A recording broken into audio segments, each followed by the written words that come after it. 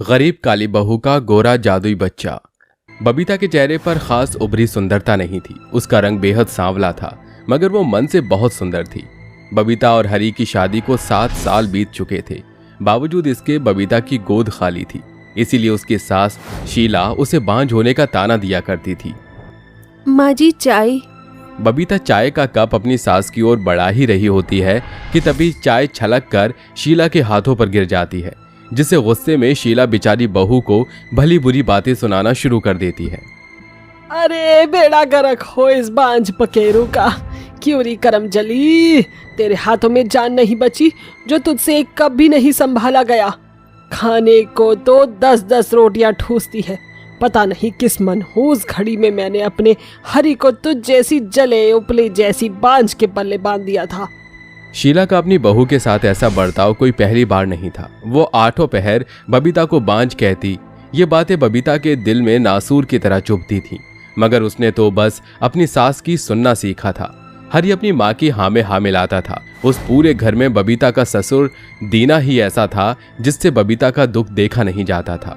अरे भाग्यवान, तुमने क्या ठान ही ली है कि इस बेचारी को बांझ कह कर ही मार डालोगी। अजी तुम तो चुप ही रहो, जब देखो इस कोयला खदान का पक्ष खींचते रहते हो, मगर आस पड़ोस से दुनिया भर की बातें तो मुझे सुननी पड़ती हैं। विमला की बहू इसके बाद आई थी और 2-2 बच्चों की माँ बन चुकी है, पर ये बांझ हमें एक भी बच्चा न दे सकी। अरे माँ, मैंने तुम्हें कितना कहा था कि मुझे इस काली कलूठी लड़की के लक्षण सही नहीं लग रहे, मगर तुमने मेरी एक नहीं सुनी। अब तो मुझे इससे चिढ़ होने लगी है। मैं तो कहता हूँ निकाल फेंको इसे घर से बाहर। अपने पति हरी की ये बातें सुनकर बबीता टूट कर बिखर जाती है। आखिर एक लड़की का साथ पति के साथ से ही तो ससुराल के घर आंगन से जुड़ता है, और जब वही दुख में साथ छोड़ दे तो जिंदगी बोझ बन जाती है। शीला ने बबीता को घसीट कर घर से बाहर निकाल फेंका। बेचारी गरीब बहू अपनी सास के आगे गिड़गिड़ाती रही। रुक जाइए माँ जी, मुझे इस घर से मत निकालिए, मैं आपके आगे भीख मांगती हूँ माँ जी। बिल्कुल नहीं, जब तक तू मेरे घर में रहेगी मेरे घर का वारिस कभी नहीं आएगा। जाकर चुल्लू भर पानी में डूब मर। इतने अत्याचार के बाद शीला ने अपने बहू के मुंह पर दरवाजा बंद कर दिया। बबीता रोते हुए वहां से चली गई और कचरे के ढेर में टूटे फूटे पाइपलाइन में रहने लगी, और अगले दिन भर भूखी प्यासी रहकर कचरा बीन कर उसे भंगार की दुकान पर बेच आती है। बदले में 50 रुपए मिलते हैं, जिससे वो राशन खरीदने पर खर्च करके थोड़ा बहुत आटा दाल खरीद कर कचरे में लौट आती है और चूल्हा फूंक कर कुछ रोटियां बनाती है। अभी बबीता रोटी खाने बैठी ही थी, तभी एक भूखा बच्चा भागता हुआ उसके पास आकर बोला, आंटी आंटी, मुझे बहुत जोरों की भूख लगी है, थोड़ी रोटी मुझे भी दे दो ना। उस नन्हे से बच्चे की भूख देखकर बबीता अपनी भूख भूल जाती है और अपने हिस्से की रोटी उस बच्चे को खाने के लिए दे देती है। तभी उसकी भिखारिन माँ आंसू भरी आंखों से उसे देखते हुए दिल भर कर दुआएं देते हुए कहती है, तुम्हारा बहुत बहुत शुक्रिया बहन, आज तुमने मुझ भिखारिन के बच्चे का पेट भरा है। भगवान तुम्हारी जिंदगी का हर अधूरापन दूर करे, तुम्हारी खाली झोली खुशियों से भर दे और तुम्हें ऐसा बच्चा दे जो तुम्हें इस कीच की थाक से निकाल ले जाए और तुम माँ में सबसे बेहतर गिनी जाओ। उस भिखारिन माँ का कहा आशीर्वाद जैसे भगवान के घर जा पहुँचता है, और उसके जाने के बाद बबीता अपने बांझ के खोखले अस्तित्व को सोच सोच कर फूट फूट कर रोते हुए बेहोश हो जाती है। तभी पास के कुछ लोग उसे बेहोश पड़ा देखकर अस्पताल लेकर जाते हैं, जहाँ उस गरीब बहू को अपने गर्भवती होने की खबर पता चलती है। हे भगवान, तूने मुझ गरीब की झोली में इस गर्भ के फल को दिया है, अब इसकी रखवाली तू ही करना। गरीब बबीता दिन भर भूख झेल कर कचरा बीनती और शाम ढलने पर उसे बेचकर मिले हुए पैसे से रूखी सूखी रोटी खाकर दिन काटती। 9 महीने बाद उसने उसी कचरे के बीच एक गोरे चिट्टे बेटे को जन्म दिया। तभी जोर जोर की बारिश शुरू हो गई और कचरे के चारों तरफ पानी भर गया। हे भगवान, इतनी तेज बारिश कैसे शुरू हो गई है? मुझे मेरे बच्चे को बचाना होगा। जैसे जैसे कचरे के ढेर में पानी भरता गया, बबीता का बच्चा अपने आप ऊपर उठता गया जैसे वो जादुई बच्चा हो। तभी उसकी आंखों से एक रोशनी कचरे के ढेर में समा गई और कचरे की वो जगह एक सुंदर से महल जैसे घर में बदल गई। हे भगवान, ये सब क्या हो रहा है? ये कैसा जादुई बच्चा है जो अपने आप ऊपर उठता जाता है और अपनी आंखों की रोशनी भर से घर बनाने की काबिलियत रखता है। बबीता ऐसे बोल रही होती है, तभी उसका जन्मा हुआ जादुई बच्चा बोल पड़ता है। डरो मत माँ, मैं जादुई बच्चा हूँ। आज से तुम्हारी सारी दुख दर्द मेरे हुए और मेरी खुशियाँ तुम्हारी हुई। इसके बाद बबीता अपने जादुई बच्चे को लेकर उस सुखमयी घर में रहने लगती है, मगर इस बात की भनक उसकी लालची सास और पति को पड़ गई और वो उसके पास आकर झूठ मूठ के आंसू रोने लगे। बबीता बहू, अपनी सास को माफ कर दे, चल घर चलते हैं। तेरे बिना सारा घर आंगन सूना पड़ा है। अरे कितना कोरा चिट्टा पोता है मेरा, बिल्कुल हरी पर गया है। शीला के इस झूठ भरी बात पर जादुई गोरा बच्चा उसके बाल खींचने लगता है। अपनी सास और पति की लालची स्वभाव से अनजान बबीता उनके साथ घर चली आती है। अरे बहू, जरा मुझे भी तो मेरे प्यारे पोते का जादू दिखला। जी माँ जी, मेरे प्यारे जादुई बच्चे, जरा अपना जादू तो चलाना। इसके बाद बबीता का जादुई बच्चा मुंह खोलकर सोने के सिक्के बरसाने लगता है, जिसे देखकर शीला और हरी की आंखें फटी की फटी रह जाती हैं। अरे बाप रे, हमारा जादुई बच्चा तो जीता जागता सोने का खजाना है। अब तो हमारी ऐश ही ऐश होगी, कमाने का झंझट ही खत्म। हरी के इस कहे पर बबीता उसके मन में बसा लालच भांप जाती है और अपने जादुई बच्चे को कमरे में लेकर चली जाती है। एक दिन जब बबीता बर्तन मांज रही होती है, तभी हरी और शीला उसके कमरे में आते हैं, जहां जादुई बच्चा झूले में खेल रहा होता है। मौका अच्छा है, अभी ये कोयला खदान किचन में है, जल्दी से इस बच्चे का मुंह खोलकर सारा सोना निकाल लेते हैं।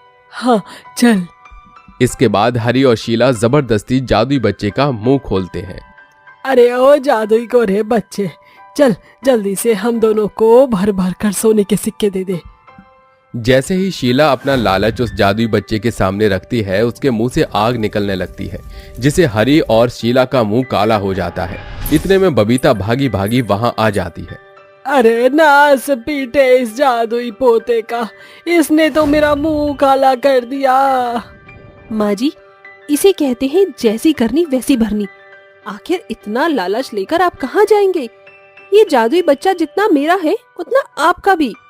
फिर आपने क्यों चोरी से इसे छुआ? आपको सोने के सिक्के चाहिए ना? ए मेरे जादुई बच्चे, इस घर को सोने के सिक्कों से भर दे। बबीता की बात मानकर उसका जादुई बच्चा सोने के सिक्कों से शीला की झोली भर देता है, मगर शीला को जैसे अब वो सोने के सिक्के खटक रहे थे, उसने सारे सोने के सिक्के जमीन पर गिरा दिए और पछतावे से भरकर माफी मांगने लगी। मुझे माफ कर दे बहू, मैंने इस सोने के सिक्के को पाने के लिए अपने पोते के साथ अच्छा नहीं किया, मगर अब मुझे इन सोने के सिक्कों का लालच नहीं और मुझे तो तेरे रंग से भी बैर नहीं, क्योंकि तूने ही मुझे हीरे जैसा पोता दिया है। हाँ बबीता, मुझे भी माफ कर देना, मैं भी लालच में अंधा हो गया था, मगर अब मेरी भी आंखें खुल चुकी हैं। इस तरह जादुई गोरे बच्चे के आ जाने से बबीता की बुझी जिंदगी में रोशनी भर जाती है और उसे अपने हक की खुशियां मिल जाती हैं। अब शीला और हरी पहले जैसे नहीं रहे थे, उनके मन में बसा लालच मिट्टी में मिल गया था और अपने जादुई बच्चे के आने के बाद से उनका मन इंसानियत से भर गया और उन्होंने लाचार लोगों की भलाई करना सीख लिया।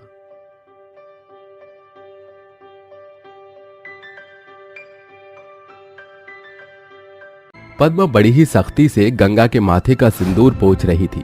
गंगा की बहू देविका गंगा के सिर पर पानी डाल रही थी। सुन ले देविका बहू, आज से अपनी सास को तला भुना खाना मत देना। चलो बहनों। इसके बाद सभी औरतें वहां से चली गईं और गंगा अपने पति को याद करते हुए रात भर रोती रही। तभी उसकी बहू देविका बाहर से खाने की थाली अंदर खिसका देती है। ये लो सासू माँ, खाना लाई हूँ, खा लो। खाने की थाली में 2 रूखी सूखी रोटी और प्याज के टुकड़े थे। गंगा ने टूटे मन से रोटी का टुकड़ा तोड़कर उसे प्याज के साथ खाने ही वाली थी, तभी उसकी विधवा बड़ी बहू धानी दाल सब्जी से भरी खाने की थाली उसके पास लाई। माँ जी, मेरे रहते आप ये रूखी सूखी रोटी खाओ, ये मुझसे देखा नहीं जाएगा। ये लीजिए माँ जी, सब्जी के साथ खाइए। देख क्या रही हैं? एक तरफ जहां देविका अपनी विधवा सास पर समाज में होने वाले घिसे पिटे रिवाज थोप रही थी, वहीं धानी को हर हाल में अपनी सास की परवाह थी, जिसे देखकर गंगा की आंखों के आगे बीती जिंदगी झांकने लगी। जिसने धानी से बहुत कुछ झेला था। ये कहानी है गंगा देवी के घर की, जहां गंगा अपने पति हरि और 2 बेटों मोहित और गोपाल के साथ रहती थी। गोपाल की शादी धानी से हुई थी। धानी के स्वभाव में बड़ी सादगी भरी थी। लाल कुमकुम की बिंदी उसके माथे पर खूब खिलती थी और उस पर लंबे बालों की चोटी और पैरों में भरा महावर उसे बहुत पसंद था। धानी की ये सादगी गंगा के आगे गवार हरकत थी। अरे बहू, अरे ओ बहू, धानी बहू, जरा एक कप चाय तो पिला दे। जी लाई ससुर जी। धानी चाय लेकर बाहर आती है, जहां हरि के बगल में उसकी सास गंगा भी बैठी हुई थी। हाय हाय, क्या करूं मैं इस बोर्डम बहू का। कभी भी मेरे बेटे के लिए सजती संवरती नहीं। अब तो तेरी देवरानी आने वाली है। जानती हूँ माँ जी, बस एक बार देवरानी जी आ जाए, फिर जब मुझे समय मिलेगा तब सजना संवरना करूंगी। कुछ ही दिनों के अंदर मोहित की शादी दिव्या से हो जाती है, मगर बुरा वक्त बताकर कहाँ आता है। उस रोज धानी से उसके सिंदूर का हक ही छीन लिया गया जब गोपाल की मौत हो गई। ऐसे में न सिर्फ गांव की औरतें बल्कि उसकी सास गंगा ने भी धानी का दुख दर्द बढ़ाने में कोई कसर नहीं छोड़ी। नहीं माँ जी, मेरा मंगलसूत्र मुझसे मत छीनिए। आप सभी मेरा सिंदूर क्यों मिटा रही हैं? छोड़ दीजिए। अरे होश खो बैठी है गंगा की बहू, तेरा पति मर गया है, अब तू विधवा है, इसलिए तुझे ये सिंदूर भी मिटाना होगा और ये चूड़ियां भी तोड़नी होंगी। इसके बाद औरतें बड़ी ही अत्याचारी के साथ धानी की कलाई की लाल पीली चूड़ियां तोड़ देती हैं और धानी की रंग भरी जिंदगी सफेद साड़ी में सिमट कर रह जाती है। जैसे ही धानी अपने कमरे की ओर बढ़ती है, तभी उसकी देवरानी अपनी सास के आगे फूट भरी बातों की लहर लगाती हुई कहती है, ये देखिए माँ जी, जेठानी जी कमरे में जा रही हैं, रोकिए इन्हें। रुक जा धानी, तू अब यहाँ नहीं रह सकती, क्योंकि तू एक विधवा है, विधवा, और इस घर में 2-2 सुहागन औरतें भी रहती हैं, इसलिए मैंने तेरे लिए आंगन में मड़ई बनवा दी है। अब तुझे वहीं रहना है। नहीं नहीं माँ जी, मुझसे मेरा कमरा मत छीनिए, इसमें मेरे पति गोपाल की यादें बसी हुई हैं। ये कहकर धानी की आंखें भर आती हैं और वो लाचार विधवा बहू फूट फूट कर रोने लगती है।